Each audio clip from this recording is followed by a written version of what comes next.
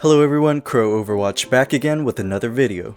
Today we'll be looking at a top 500 Pharah player who got accused of cheating after getting placed in a game with lower tier players, so let's get right to it. As soon as the game starts, our Pharah rotates immediately to the side. If you use the same angle as the main camp with the allied tanks and supports, the team is limited to a single line of fire, which isn't efficient in the higher ranks. So Pharah players usually need to take the side or flank into the back for an advantage during engagements. When you do rotate, it's key to take cover using the map's terrain, especially if the enemy has hit scans to poke you down or you don't have a mercy pocket to keep you healthy. As the enemies get pressured out into the open, Pharah can easily predict their locations and is able to poke down the enemy backline. If you're able to take the enemy's attention onto you, your team is able to push in while staying healthy. Like our Pharah player is doing now, the rooftops can be a great place for cover, and you should be using it almost like second nature.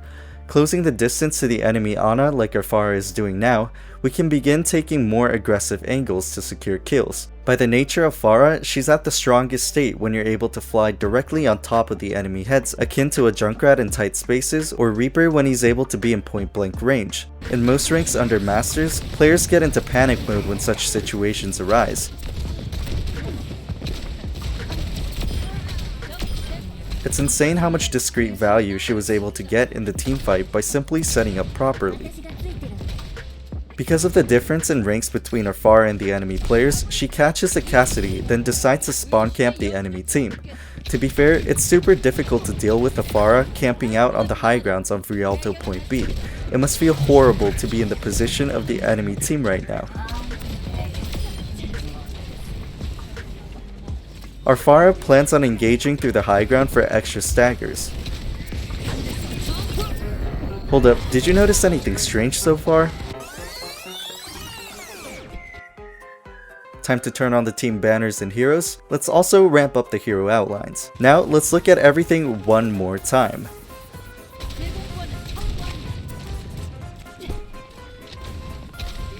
Okay, everything seems normal so far.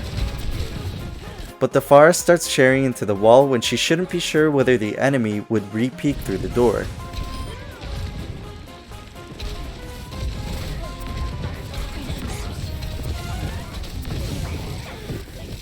He starts looking at the Moira from across the wall. You think you figured it out? This is actually a cheater who's using both aim and wall hacks on Pharah. And apparently, there exists a projectile hack that follows enemy players like Yondu's arrow in Guardians of the Galaxy. And that's why in Asia, this is currently called the Yondu Hack. And we managed to get a clip of what the Yondu Hack looks like. He doesn't even have to freaking aim the thing. It even works for Sojourn. You don't even have to accurately aim your shots and the bullets will hit. Unlike aim hacks in the past, the crosshair doesn't even target or lock onto the enemy, so in the kill cam, you won't be able to see some unnatural movement. The player using this hack can track using their regular aim, and when they fire, the hit will automatically register, even if it shouldn't have. I mean, look at this overclock. She's not even looking remotely close to the target. The video is an example of an extreme case, so in practice it would be even harder to spot without unnatural mouse movement.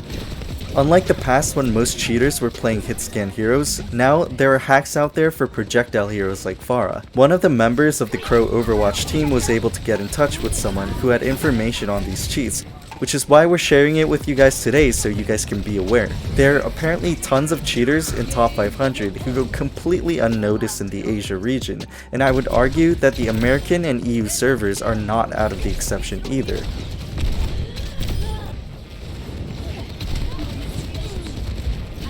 Literally look at this guy, he doesn't even know what he's doing.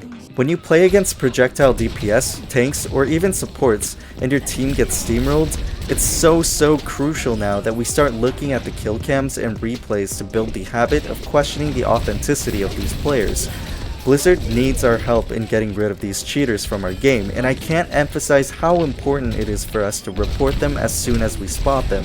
The more players we get reported, the faster the devs are able to get these scum out of Overwatch. The enemies probably think they're just being rolled by a high-ranked player because of matchmaking. Sorry if you were looking for some real Pharah analysis, but in just Season 2 of Overwatch 2, I've run into more cheaters than I have throughout the entire lifespan of Overwatch 1. I probably report a cheater every few sessions on a regular basis, and I know for sure that cheating is becoming worse and worse of a problem, to the point that every time I turn on the game, I'm not even surprised anymore when I get a message confirming that my report was processed. To give you some insight on how the Korean community feels about the cheating problem, when Overwatch 2 was originally released as a free-to-play with the phone number verification, they received a huge lashback from the Western community. But in Korea, people were in rejoice, praising Blizzard for doing this. If you didn't know, in South Korea, everything you do or make an account for requires phone verification, which is tied to your social security number.